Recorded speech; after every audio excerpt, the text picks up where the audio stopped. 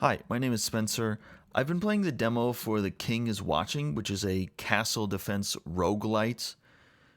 What you need to do is keep the goblins and other enemies from destroying your castle. Pretty simple. However, not every building in your castle works all the time. Only when the king is watching, which is indicated by the gold outline, do those buildings operate. So you can only look at a few buildings at a time, not all of them. You need some basic resources like water, grain, and wood. There's several more advanced resources like iron bars that require smithing from iron ore. Then you have buildings that can process multiple resources to make combat units, for example. There are a limited number of tiles you can use, so you have to think about where you put things and what's being produced at the same time.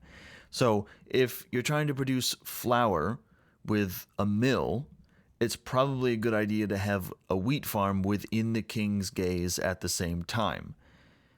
If you have a market, you can then sell the flour for gold bars, which you need for other productions.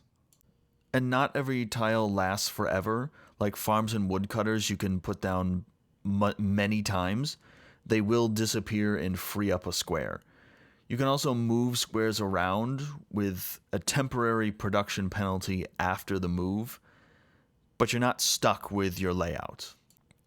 After a group attacks, you get rewards like a building blueprint. These can be new buildings or upgrades to current ones. There are spells, denarii, which is money, and a few others. And you can choose which groups show up for the waves with prophecies. That's only for 3 waves, though. So you can up the challenge and get better rewards, or you can give yourself a break. You can then take the denarii to the trader and buy blueprints, spells, resources, artifacts, and some other things that are not available in the demo. Everything depends on what kind of buildings you get as rewards, which is not something you control.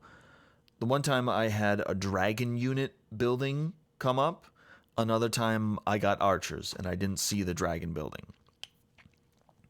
That's part of the mixing and matching with what you get.